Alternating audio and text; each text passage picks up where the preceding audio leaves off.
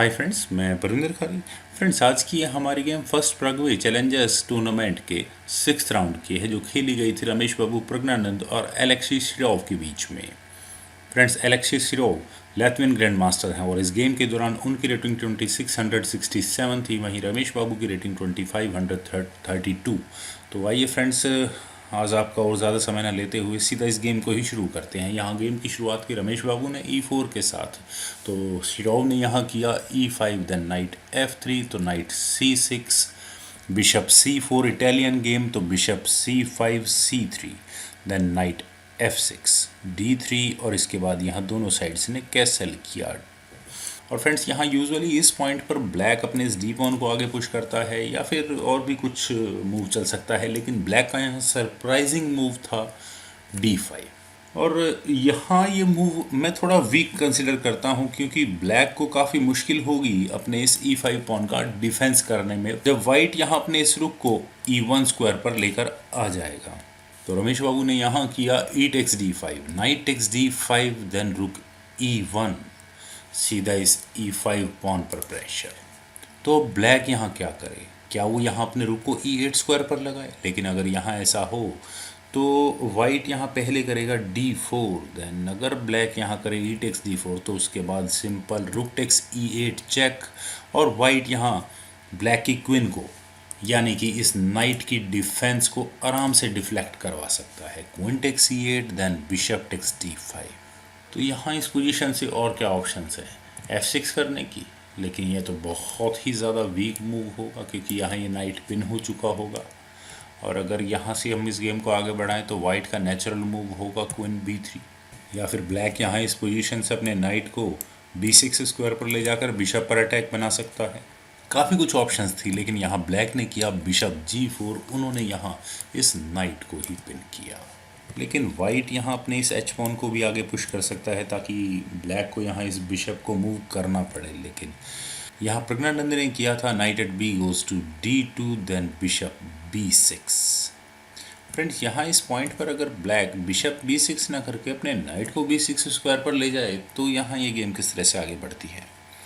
अब वाइट यहाँ क्या करेगा, अपने बिशप को तो बचाएगा ही, वो भी B5 स्क्वायर पर भी बचा सकता है, लेकिन इसके बाद बिशप D6 के E5 पॉन का डिफेंस हो सकता है, देन H3, और ब्लैक को यहाँ अपने स्लाइड स्क्वायर बिशप को हटाना ही होगा, देन बिशप H5, तो G4, देन बिशप G6, तो bishop takes C6, B takes C6, then knight takes C5, bishop takes C5, rook takes C5, queen takes D3। और यहाँ ब्लैक इस गेम में better तो होगा ही, लेकिन यहाँ इस पॉइंट पर शिरोव ने किया था बिशप B6, तो A4, then A6, night E4, और पता नहीं क्यों यहाँ ब्लैक ने किया F6। मेरे ख्याल से अभी यहाँ ब्लैक को F6 करने की ज़रूरत नहीं थी। अगर उन्हें यहाँ अपने इस F पॉन को ही आगे पुश करना था, तो उन्हें शायद पहले अपने किंग को H8 स्क्वायर पर लेकर चले ही जाना चाहिए था।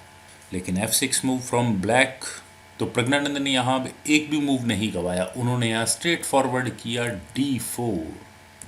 और अब ब्लैक यहाँ क्या करे, अगर वो यहाँ करे E टेक्स D4, तो उसके बाद क्वीन D3, और अब वाइट का पूरा प्रेशर इस नाइट पर होगा। तो ब्लैक यहाँ क्या कर सकता है, एक ऑप्शन अपने बिशप को E6 स्क्वायर पर ले जाए, और अगर हम यहाँ से इस गेम को आगे बढ़ाएं तो A5, और अगर यहाँ ब्लैक करे नाइट टेक्स A5, तो उसके बाद rook takes A5, bishop takes A5, then knight C5, light square bishop पर अटैक होगा, तो bishop F7, then knight takes B7, queen और बिशप पर फॉक। तो काफ़ी इंटरेस्टिंग वेरिएशन यहाँ इस पोजीशन से निकल सकते हैं। और अगर यहाँ इस पोजीशन से ब्लैक डिसाइड करे कि ठीक है, वो यहाँ वाइट के पॉन को नहीं लेगा और अपने बिशप को बचाएगा A7 स्क्वायर पर, तो यहाँ वाइट एक काफ़ी स्ट्रॉन्ग गेम खेल सकता है। वो यहाँ कर सकता है knight at E goes to G5, और अगर यहाँ ब्लैक इस नाइट को ले ले, सपोज़ वो यहाँ करे F टेक्स G5, जो कि काफ़ी कुछ नेचुरल भी हो सकता है, तो वाइट यहाँ पहले करेगा बिशप टेक्स G5, क्वीन पर अटैक होगा, तो क्वीन D7, देन उसके बाद यहाँ ब्लैक कर सकता है रुक टेक्स E6, और अपने उस खोए हुए नाइट को वापस ले सकता है, और ऊपर से यहाँ वाइट का अटैक अभी इस नाइट पर भी है। फ्रेंड्स, यहाँ इस पोजीशन से बहुत कुछ इस गेम में कैलकुलेट करने के लिए मिल सकता है, और शायद हम बहुत कुछ यहाँ सीख भी सकते हैं। और मेरे ख्याल से अगर मैं इसी पॉइंट पर या इसी पोजीशन को एनालाइज करने बैठ जाऊं तो शायद 10 या 12 मिनट की वीडियो तो मैं सिर्फ इसी पोजीशन की बना सकता हूं। लेकिन यहाँ हम इस गेम को ही देखते हैं। ब्लैक ने यहाँ किया king H8, then D takes E5, bishop takes F3, G takes F3, और वाइट ने यहाँ इस F फाइल में अपने पॉन्स को डबल करवा लिया और ऊपर से वाइट का किंग यहाँ एक सेमी ओपन फाइल पर आ चुका है। Knight at C goes to E7, then E takes F6, G takes F6, और मेरी नज़र में यहाँ इस गेम में आई थिंक वाइट बेटर है, क्योंकि यहाँ उसके पास सबसे पहले तो एक बिशप पेयर है।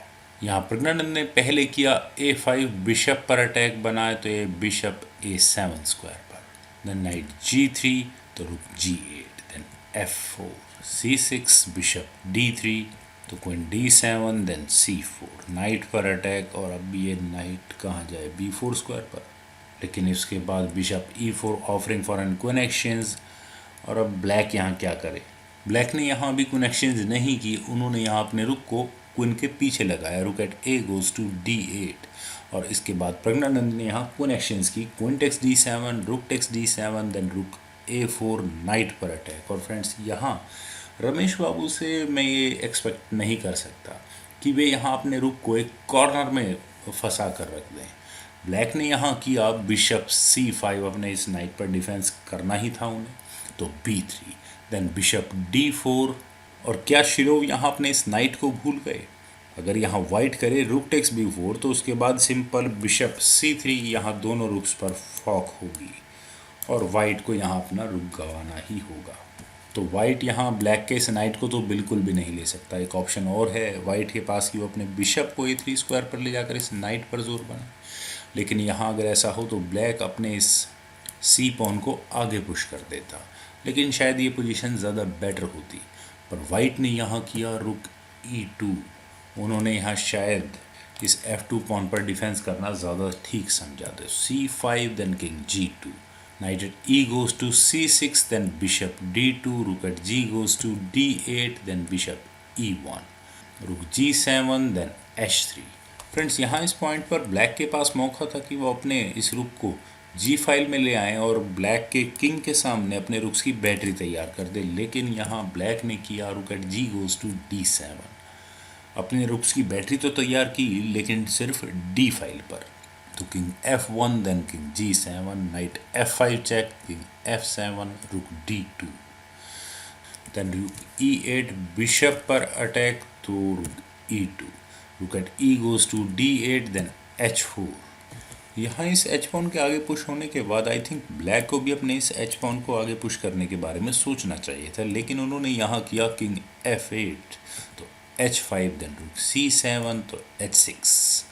वाइट ने यहाँ अपने पॉन को अप टू मैक्सिमम लिमिट पहुंचा दिया है, किंग F7 तो नाइट G7, रुक E7, नाइट F5, रुक पर अटैक तो ब्लैक ने यहाँ अपने रुक को वापस D7 स्क्वायर पर प्लेस किया, तो नाइट G7, रुक E7 तो F5, बिशप E5। और फ्रेंड्स यहाँ प्रज्ञानंद, मैं अपनी वीडियोस में अक्सर कहता हूँ कि रमेश बाबू प्रज्ञानंद के सामने आप टैक्टिकल गेम में कुछ नहीं कर सकते।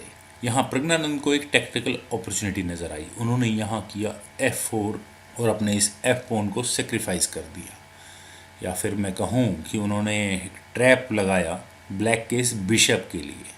ब्लैक को यहाँ करना ही पड़ा bishop takes F4, then night E6, यहाँ रुक और बिशप पर हो, तो ब्लैक को यहाँ करना ही पड़ा rook takes E6, F takes E6 check. और अब क्या ब्लैक इस E6 पॉन को ले सकता है? अगर वो यहाँ करे किंग टेक्स E6 तो उसके बाद simple bishop takes C6 check, और यहाँ ब्लैक को अपने इस नाइट से हाथ धोना पड़ेगा।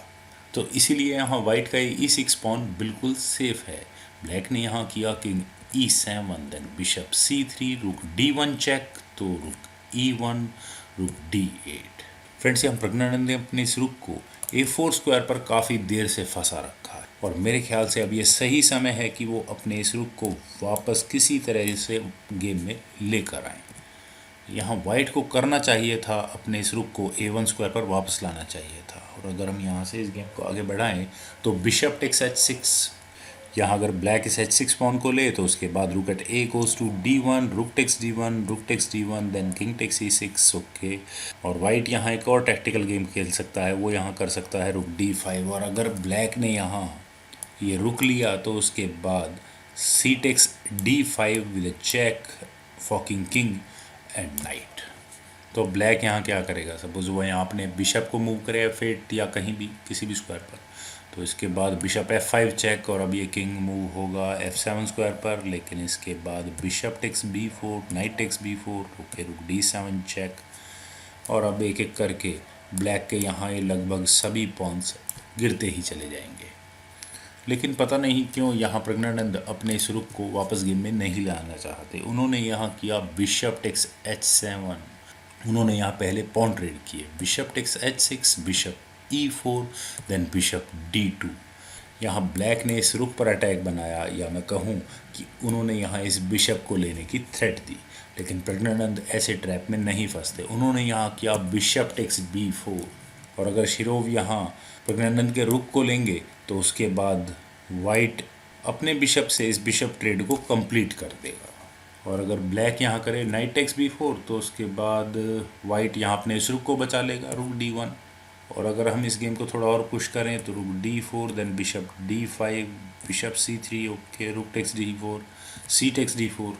और इस तरह यहाँ प्रज्ञानंद का ये रुक इस गेम में कोने में ही ट्रैप रहेगा। अब ये रुक किसी भी स्क्वायर पर नहीं आ सकता।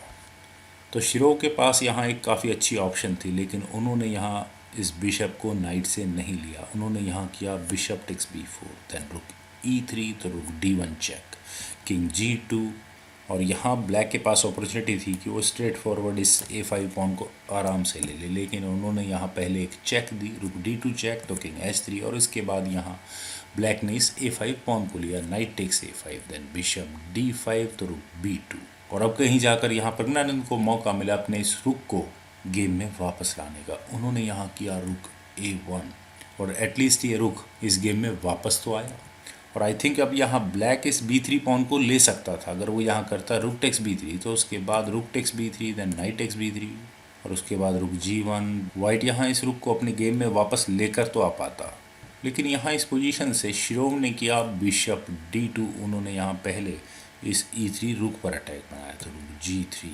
और फ्रेंड्स, क्या ब्लैक को अपने इस F पॉन को आगे पुश करना शुरू नहीं कर देना चाहिए था?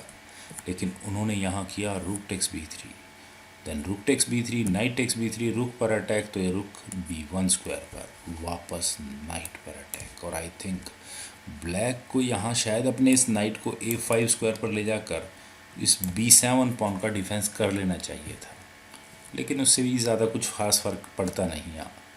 यहाँ ब्लैक ने किया नाइट B4, लेकिन इसके बाद रुक टेक्स B7 चेक, और ये रुक जो एक कॉर्नर में फंसा हुआ था ऑल ऑफ अ सडन इस गेम में एक्टिवली पार्टिसिपेट करने लगा, king E8, then king G4। और वाइट की प्लानिंग यहाँ बिल्कुल सही कि वो अपने किंग को ओपोनेंट के किंग के ज़्यादा से ज़्यादा नज़दीक पहुँचाना चाहते हैं। लेकिन ब्लैक का ये पॉन आखिर वाइट रोक किस तरह से पाएगा? मुझे तो कोई ख़ास तरीका नज़र नहीं आता, क्योंकि वाइट यहाँ अपने रुक को ऑब्वियस है ब्लैक के किंग के पास ले जाना चाहता है। शिरोव ने यहाँ एक चेक दी, F5 चेक, तो ये किंग H5 स्क्वायर पर। और अब क्या यहाँ ब्लैक को अपने इस पॉन को आगे बढ़ना जारी रखना चाहिए था? अगर वो यहाँ करे F4 तो उसके बाद E7, then F3, okay king G6। ओ यहाँ अब अगर ब्लैक करे F2 तो उसके बाद simple bishop F7 check, and mate. Friends, जो गेम अभी ऐसी लग रही थी कि शायद वाइट के फेवर में उसका मोमेंटम शिफ्ट होना शुरू हुआ है, वो तो वाइट यहाँ चेकमेट के काफ़ी नज़दीक लेकर जा चुका है उस गेम को। यहाँ शिरोव ने किया bishop E1, and why this bishop E1 move? वो शायद यहाँ वाइट से एक्सपेक्ट कर रहे होंगे कि वो अपने किंग को जैसे ही इस 6th रैंक में लेके जाएंगे तो ब्लैक यहाँ अपने इस बिशप को H4 स्क्वायर पर ले जाकर यहाँ इस E7 पॉन पर ज़रूर प्रेशर बना सके। लेकिन यहाँ प्रज्ञानंद ने पहले किया E7, और यहाँ इस मूव के बाद एलेक्सी शिरोव ने रिज़ाइन कर दिया। फ्रेंड्स, क्योंकि यहाँ से अगर हम इस गेम को आगे बढ़ाएं, और अब यहाँ ब्लैक क्या मूव करेगा? अगर वो यहाँ करे F4 तो उसके बाद king G6, then F3, okay bishop F7 check, and mate. मुझे कोई भी इस चेकमेट से बचने का तरीका यहाँ नज़र नहीं आ रहा। फ्रेंड्स, जब भी कोई टैक्टिकल गेम होती है, नो डाउट रमेश बाबू प्रज्ञानंद का कोई भी मुकाबला नहीं हो सकता, जैसा कि यहाँ हमें इस गेम में देखने को मिला, जिस कारण से यहाँ इस पोजीशन से एलेक्सी शिरोव को रिज़ाइन करने के लिए मजबूर होना पड़ा। और मैं आशा करता हूँ कि आपको ये वीडियो ज़रूर पसंद आई होगी। आप इस वीडियो को लाइक करें, शेयर करें और मेरे इस यूट्यूब चैनल चेस गुरु को सब्सक्राइब करें। और आपके कमेंट्स का मुझे बेहद इंतज़ार रहेगा। Thank you for watching and bye for now.